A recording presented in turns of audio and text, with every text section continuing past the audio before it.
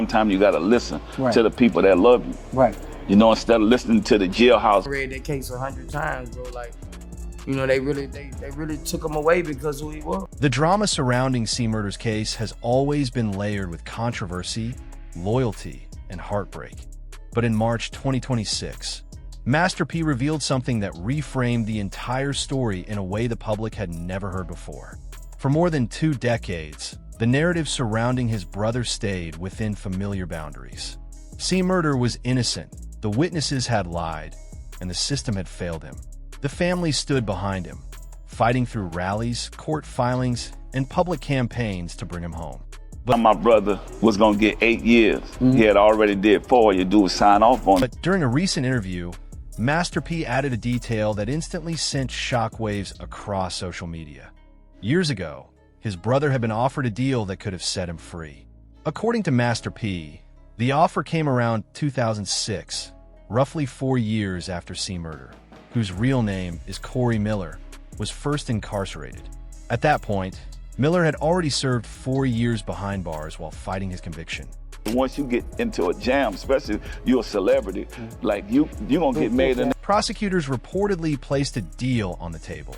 Accept an 8-year sentence, take responsibility in the eyes of the court, and walk away after serving the remaining 4 years. If he had taken it, Miller could have been free by around 2010, possibly even earlier with time credits. It was a clear mathematical path back to life outside prison walls. But C. Murder refused, maintaining that he was innocent. He would not sign anything that suggested otherwise. Instead, my grandmother, she's not here right now. She's my angel. I know that. He chose to go back to trial and place his fate in the hands of a jury. For Master P, that decision became the defining moment of the entire saga. In the interview, he spoke with the kind of weary honesty that only comes after decades of watching someone you love fight a battle. My brother was gonna get 8 years. He had already did 4. You do is sign off on it. That never seems to end. Sometimes, he said, you have to listen to the people who love you, not the voices that come and go around you in prison, not the temporary influences that appear while you're locked away, but the family that stands outside those walls year after year. It was a comment loaded with emotion, because beneath it was the realization that the choice made back then set in motion everything that followed. Still, you have to have a heart for the people that really helped you. To understand why that decision mattered so much, you have to go back to the night that started it all. On January 12, 2002, inside the Platinum Club in Harvey, Louisiana, chaos erupted during a fight involving more than a dozen people. In the middle of the confusion, 16-year-old Steve Thomas was beaten and then shot once in the chest. He died from the wound.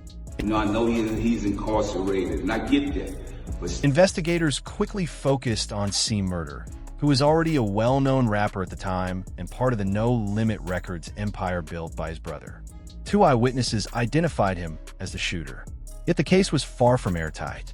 No murder weapon was ever recovered, and no DNA evidence tied him directly to the gun. In 2003, Miller was convicted of second-degree murder. But you never wrote a book about them turning on you?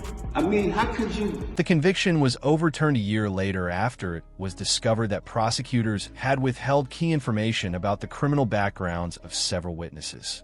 That ruling opened the door to a retrial, and in the middle of that window, the plea deal appeared. C. Murder was released on bond, placed under house arrest, and continued recording music while insisting he had nothing to do with the killing. For him, accepting the deal would have meant admitting to a crime he believed he didn't commit. So he turned it down. 3 years later, in 2009, the retrial began.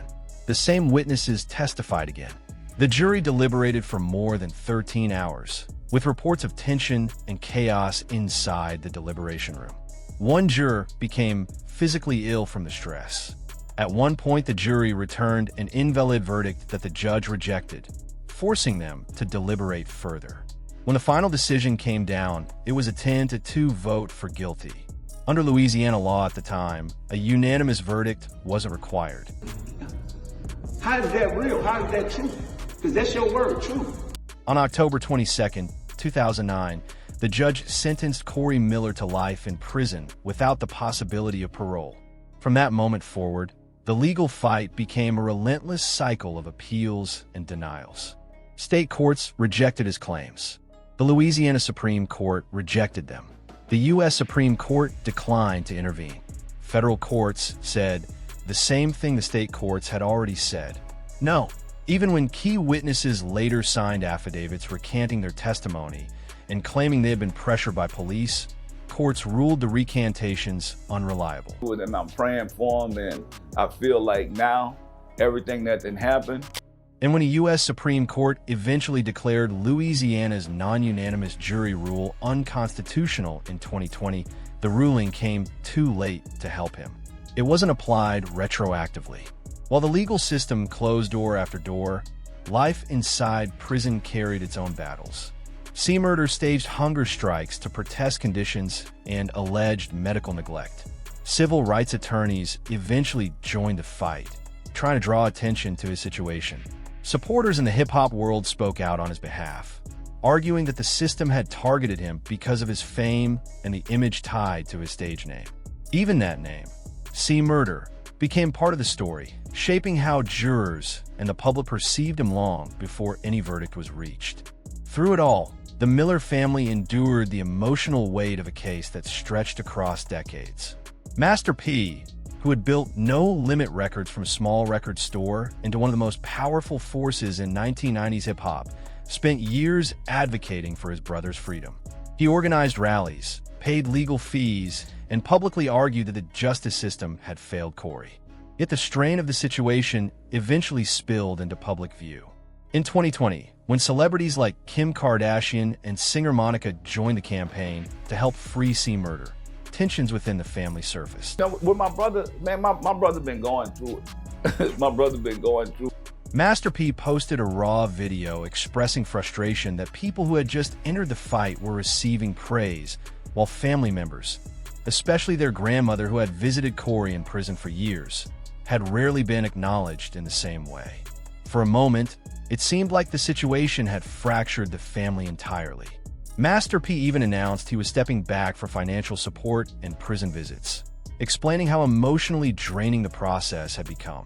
But despite the anger and exhaustion, he never stopped saying his brother was innocent. And over time, the relationship seemed to mend.